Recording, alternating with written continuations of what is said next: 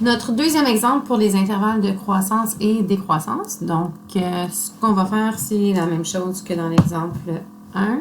Donc, ici, on va faire la dérivée. Donc, f' de x va être égal à... Donc, je vais apporter mon 3 en avant ici, qui va faire 3 sur 3, 1. X à la 2 plus 2x moins 4. Donc ici, je vais, encore une fois, puisqu'on cherche à trouver les extrémums, parce qu'on veut regarder de chaque côté des extrémums pour voir si c'est croissant, décroissant, on va donc dire que la dérivée est égale à 0. Et on va voir si on peut factoriser. Donc, x fois x, ça va me donner x au carré. 2, ça me donne 4. Non, ça ne marchera pas, ça. Là. OK, c'est pas factorisable. Donc, ce qu'on va faire, c'est que on va utiliser notre formule quadratique pour résoudre. Donc, laisse-moi juste...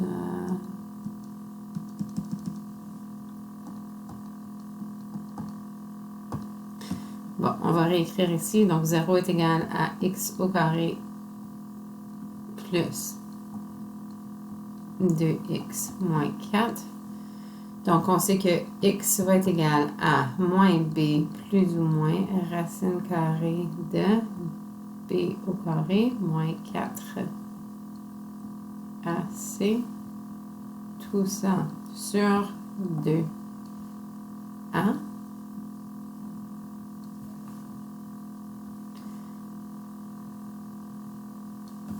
Je commence à être mieux avec mon hardware. OK. B, ça va être 2, donc moins 2 plus ou moins racine carrée de 2 au carré qui va me donner 4.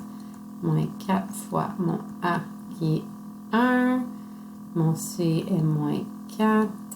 Tout ça divisé par 2 fois 1 qui va être 2.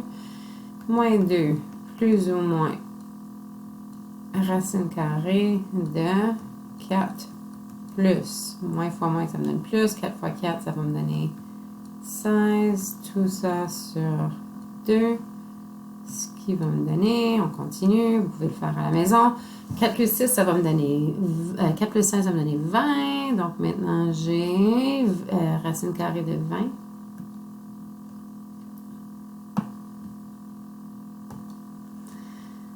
Donc, ça va être égal à moins 2 plus ou moins racine carrée de 20. 20, s'il y a dans 20, il y a un facteur qui est un carré parfait. Donc, on sait que 4 fois 5, c'est égal à 20 divisé par 2, qui va être égal à moins 2 plus ou moins la racine carrée de 4 fois la racine carrée de 5. Donc, ça va me donner 2 fois la racine carrée de 5. Tout ça sur 2. Et on va pouvoir ensuite simplifier.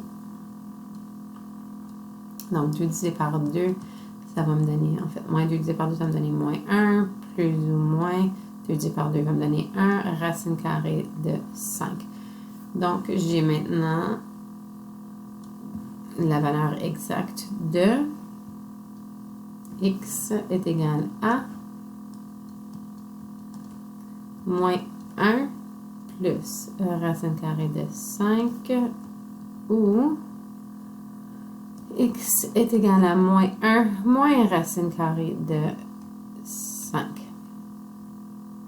Donc, ce sont les deux valeurs exactes pour voir où est-ce que ça se situe. Donc, on sait que la racine carrée de 5, ça va être environ 2, quelque chose ici. Donc, on est environ à moins 3. Là.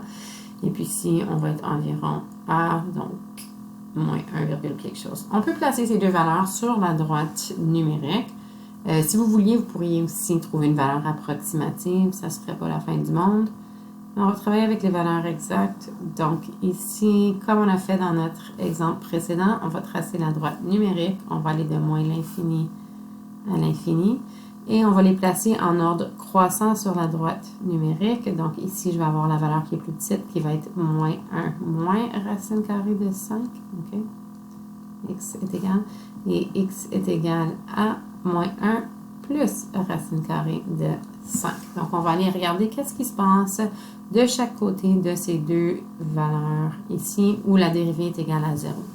Parce que comme on sait, quand la dérivée est égale à 0, on aura probablement un extrémum. Donc, on va créer un tableau, on va aller choisir une valeur, donc VT pour valeur testée.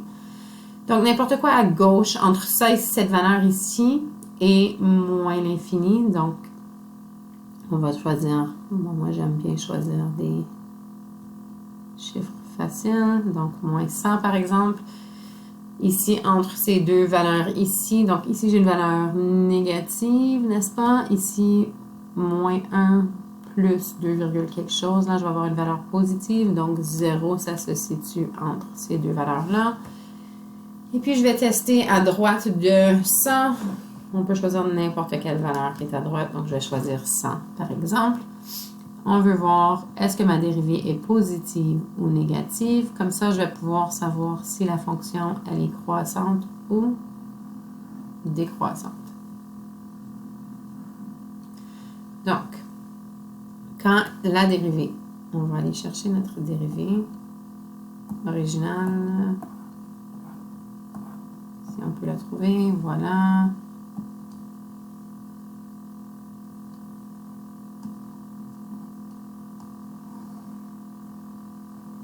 Je vais perdre mon prime. Attends une minute. OK. C'est la jour vidéo, ma troisième vidéo avec mon nouveau logiciel et mon nouveau hardware. Donc, patientez avec moi, s'il vous plaît. Je pense que c'est ça qu'on va faire ici. Et puis là, je vais apporter ça vers le bas. Oups.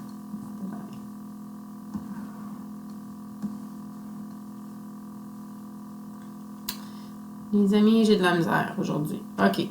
Je suis en train d'utiliser un logiciel qui s'appelle aapp.com, app.com, si jamais ça vous intéressait. C'est nouveau pour moi dans cette situation de la pandémie. Donc, encore une fois, merci de patienter. OK, je vais me rendre. OK. X au carré plus 2x moins 4. Je vais juste le réécrire parce que j'ai perdu patience. X au carré plus 2x moins 4. Je vais aller chercher mon crayon. OK. Bon. F' de x est égal à x au carré plus 2x moins 4. Ça, c'était ma dérivée. Donc, ce que je vais faire, c'est que je vais mettre ma valeur testée à l'intérieur de la dérivée. Donc, cette fois-ci, je vais mettre f' de moins 100 va être égal à moins 100 au carré, très grosse valeur positive, plus 2 fois moins 100, plus petite valeur négative, moins 4. Donc, je sais déjà que ça va être quelque chose qui est positif. OK? À cause de cette très grande valeur ici, je vais avoir 10 000 moins quelques centaines ici. Donc, on sait que ça va être positif. Ce qui veut dire que ma fonction originale aurait été croissante sur cet intervalle de moins l'infini jusqu'à x est égal à moins 1 moins racine carrée de 5. OK, donc on fait la même chose pour nos autres valeurs. On va juste le faire vite fait cette fois-ci. Donc, même sans l'écrire, je pense que vous avez compris le concept. Ça fait plusieurs exemples qu'on fait. Donc, 0, je vais mettre 0 ici, 0, 0. Donc, ça va me donner moins 4, qui va me donner une dérivée négative, ce qui veut dire que ce sera décroissant. Donc, ce qui est important dans le travail que vous montrez, c'est vraiment le tableau de variation, là, ici.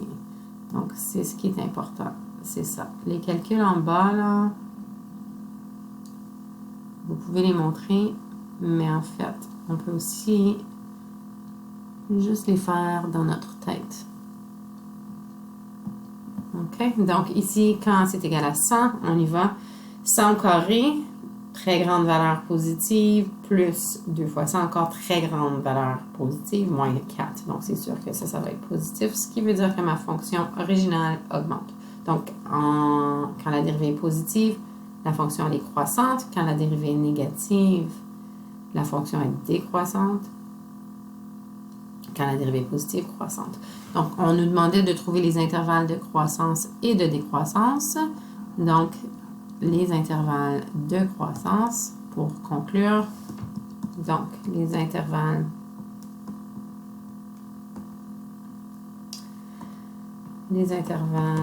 de croissance sont, si on retourne regarder dans notre tableau, c'est vraiment juste de regarder où est-ce que ma fonction, elle grandit.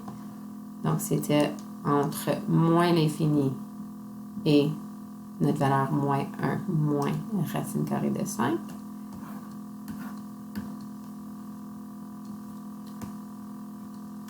De moins l'infini jusqu'à moins 1 moins racine carrée de 5 et de moins 1 plus racine carrée de 5 jusqu'à l'infini. Et puis les intervalles de décroissance, c'est là où est-ce que ma fonction est en train de descendre. Ce serait entre moins 1 moins racine carrée de 5. Oups. Et moins 1 plus racine carrée de 5. Donc, voici notre réponse finale pour les intervalles de croissance et les intervalles de décroissance. Ici, il y avait juste un intervalle de croissance, de décroissance et 2 intervalles de croissance. On peut vérifier avec Desmos. Donc, ici, j'ai juste tapé la fonction originale. Donc, en fait, on peut voir que ici, à notre valeur approximative, c'était moins 3.236. OK, donc ça fonctionne. Même chose ici pour notre intervalle de croissance.